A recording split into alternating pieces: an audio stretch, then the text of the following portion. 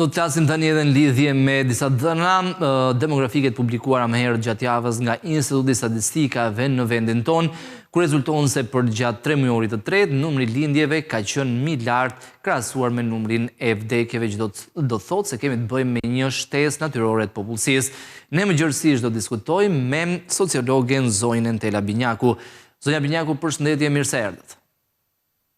Përshëndetje, shumë faleminderit për ftesën. Është një lajm i mirë shtimi natyror i popullsisë son me 1347 lindje më tepër krahasuar me numrin e vdekjeve. Në këtë raport kemi vetëm lindjet dhe vdekjet, pra që do thotë nuk e dim sa janë larguar nga Shqipëria, por gjithsesi është një lajm pozitiv. Mendoj që është një lajm pozitiv, ky që flet për shtesë pozitive natyrore të popullsisë në disa nga qarqet e vendit, dhe që tregon se ku ka një, të themi, një mas të marrë më mirë, një kujdes të treguar më shumë, mund të kemi edhe shifra pozitive. Jam e bindur që gjithkush ka në fokus zhvillimet e shoqërisë, veçanërisht ato të popullsisë, mezi i pret lajmet e këtilla. Sigurisht. Ndërkohë, mendoni se ka hapësira për të përmirësuar akoma më shumë këta tregues demografik? Këtu e kam fjalën nëpërmjet politikave që duhet ndjek qeveria shqiptare, pra për ta bërë më të lehtë për të rinjt në mënyrë që të kenë sa më shumë fëmijë. Mendoj që po. Do me thënë, ne nuk duhet të flem mbi dafina, në qoftë se shohim se diku kemi shifra që vinë drejt trendit pozitiv, po përkundrazi duhet ta kemi popullsinë e vendit gjithmonë në qendër të vëmendjes, sepse lidhet drejt për drejt me të ardhmen e kombit tonë. Lidhur me politikat mbështetëse, veçanërisht për çiftet e reja, unë mendoj që këto politika janë jo vetëm të mirë pritura, po mjaft të kërkuara nga ana e të rinjve, sepse e shikojmë që në statistikat që flasin për zhvillimet e shëndetit ose për aspekte shëndetësore të popullsisë së vendit tonë, problemet që lidhen me vështirësitë për sjelljen e jetë të fëmijëve janë probleme të vërteta dhe shtrihen kudo në fasha të ndryshme moshe. Prandaj masat veçanërisht në mbështetje të familjeve të reja apo çifteve të reja që dëshirojnë të sjellin në jetë fëmijë, duhet të jenë masa më konkrete dhe më të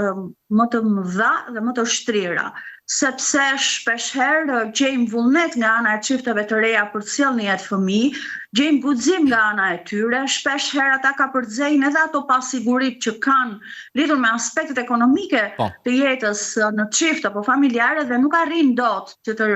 të sjellin në jetë fëmijë si rezultat i vështirësive që kanë në shëndetin riprodhues, por edhe si rezultat i pamundësive ekonomike që ata kanë për proceset veçanërisht të fertilizimit in vitro, që është një proces shumë i kushtueshëm dhe jo çdo kujt ja mban xhepi apo jo çdo kush e ndërmerr si nismë sepse heziton pikërisht për shkak të kësaj kostoje. Paralelisht, zonja Binjaku, duhet ndërmerren masa sepse plaga në shoqërinë tonë, por edhe në shoqëri të tjera me karakteristikat e ekonomisë shqiptare, nuk është vetëm numri i ulët i lindjeve, por njëkohësisht edhe largimet, pra emigracioni. Mendoni se duhet ndërmarr masa, pra duhet trajtohen njëkohësisht të dyja problemet apo të dy këta fenomen? Për një popullat kaq të vogël sa që jemi ne, që do me thonë se në 1 janar të këtij viti kemi qenë 2.3, rreth 2.3 milion banor, çdo ikje, çdo largim ka ndikim, pra luan një rol dhe shoqëria është e ndjeshme ndaj largimeve. Aq më tepër që neve si popullat na largohet kryesisht forca e re, mosha e re, mosha jo vetëm me aftësi riprodhuese, po dhe më vitale dhe që është veçanërisht në fillimet e ciklit të vet të punësimit ose të kontributeve në tregun e punës dhe ato të sigurimeve, dhe ne i humbasim këto kontribute sepse ata largohen. Kjo reflektohet, ky largim, po reflektohet natyrisht edhe në këto numër të pakët të lindjeve që kemi, edhe në këtë plakë e popullatës vendit tonë, ku mosha mesatare tani më është e lartë dhe po i afrohet asaj mesatares evropiane. Parmasash mendojmë që duhet të ndërmerren. Unë mendoj se vetë popullata ka nevojë të marrë të shikoj një perspektivë pozitive, ka nevojë të shikoj një masë konkrete, jo diçka që thuhet e stërthuhet dhe nuk zbatohet askund, sepse është e lodhur me këto masa të dëshiruara, të përfolura, por që nuk i prek. Mendoj që paralelisht me masat që shkojnë, që do duhet të shkojnë, domethënë në mbështetje të çifteve të reja për të riprodhuar ose për aspektin riprodhues të tyre, duhet vinë edhe ato masa, veçanërisht për perspektiva më të mira punësimit në Shqipëri, për vendosje në vend të disa parametrave, veçanërisht në terma të meritokracisë. Shumë të rinj të reja largohen sepse nuk duan të bëjnë kompromiset që kanë bërë të tjerë apo që kanë bërë prindrit e tyre, të cilët për hir të sakrificës, sepse jetojnë këtu për typin çdo gjë, bëjnë çdo lloj kompromisi, veçanërisht kur janë edhe prindër që prindi shqiptar për fëmijët bëhet si thot populli copash, kështu që të rinjt nuk duan t'i bëjnë këto dhe gjejnë formën më të përshtatshme për ta, pikërisht largimin, por është populata që e vuan këtë dhe masat duhet të jenë veçanërisht në më shumë perspektiva financuese, më shumë punësim, më shumë vlerësim, më shumë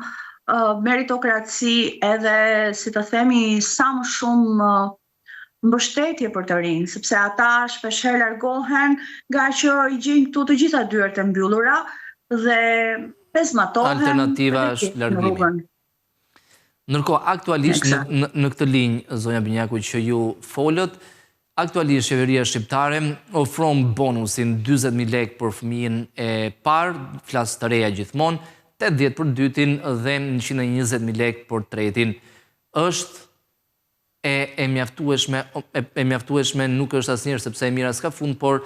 ku mendoni se duhet fokusohet? Dhe marr shembull një ndër vendet që është pjesë aktualisht e Bashkimit Evropian, Hungaria, që ka ndërmarrë disa politika shumë agresive për sa i përket mbështetjes të të rinjve, dhe kjo politika aplikohet prej disa vitesh, aktualisht ka dhënë frutet e para dhe efektet janë realisht mjaft pozitive. Mendoni se nuk duhet kufizohemi vetëm tek një bonus, por mbështetja duhet fillojë mbase që tek një kredi për shtëpinë, mbase edhe aspektet tjera sociale? Sigurisht mendoj kështu siç po e parashtronit edhe ju, bonusi është sigurisht është më inkurajues se sa ai bonus mjeran një viteve më parë, që ishte në Shqipëri, jo vetëm që sharake, po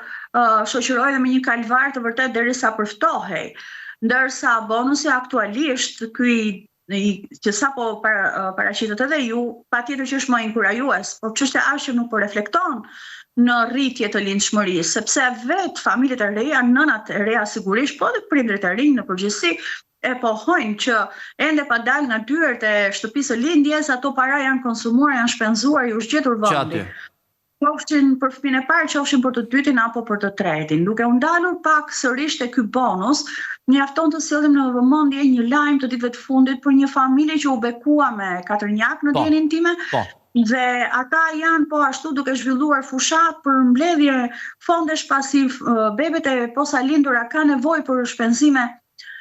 për kujdes shëndetësor më specializuar, dhe kjo familje nuk e ka të mundur. Pra, kur ti nuk arrin dot, domethënë edhe një rast i kaq special të veçantë, si rasti në fjalë që ti sigurosh një vjemësi në proceset e kujdesit shëndetësor, veçanërisht në në muajt e parë të jetës, është e vështirë që të shpresosh që shteti do të ketë në vëmendje të tjera kategori familjesh të reja. Prandaj, jo vetëm rasti Hungarisë, por unë tani që flasim bashkë, isha duke lexuar disa statistika ose disa masa që edhe qeveria rumune Fjalavian është duke ndërmarrë. Për shembull, sot Ministria e Punës në Rumani dhe e çështjeve të lidhura me familjen ka hapur fushatën për fertilizimin in vitro, ku ata presin të ndihmojnë 5.000 çifte të reja. Sigurisht ajo është një popullat më e madhe, natyrisht nevojat janë të shtrira më gjerë, por 5.000 familje të reja është hapur procesi i aplikimit, është mjaft transparent se kush mund të aplikojë, dhe sot vetë qeveria rumune doli me lajmin se kjo do të subvencionohet nga fondi i Bashkimit Evropian. Pra, ata,